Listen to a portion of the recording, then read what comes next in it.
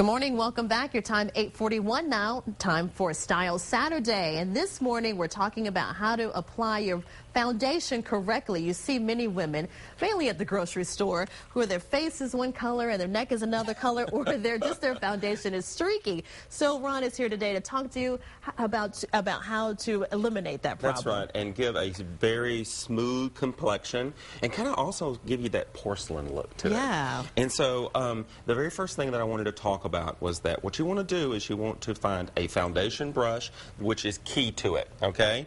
But I was in the grocery store the other day and I found this, and all of these products, matter of fact, are under $10. Wonderful. And it's We love amazing. that. And I love mineral makeup.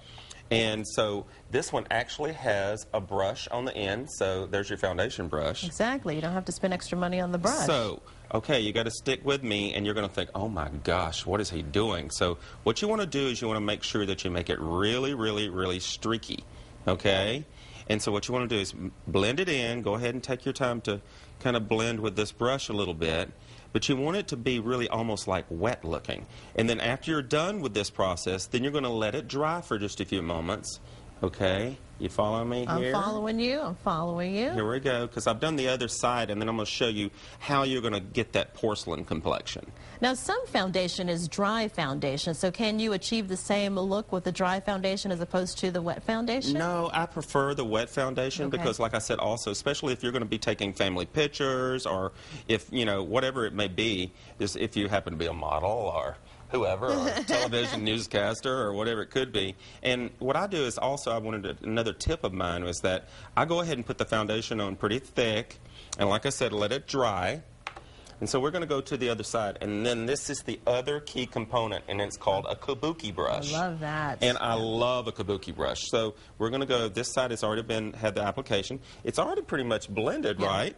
Okay, and so what you want to do is go in a circular motion, like this, and you want to kind of rub. That's the reason why the kabuki needs to be soft, and go in that circular motion, and it just brings it to that porcelain perfect finish that we all love. Now, it's also important to get the right shade of foundation too. So how do you make sure you have the right shade for your complexion? Well, what you can do a lot of times is if you want to use the back of your hand, but most of the time, you know, we have a tan sometimes. So what we want to do is I want to use the top of the hand. A lot of times you see people putting it on here, and so what I like to do is go ahead and use the top, because that's the reason why a lot of times you see women in the grocery store, they have the wrong color on. Yes. And so, see how that's buffing out? So Yeah, you just want to buff it just like that in that circular motion.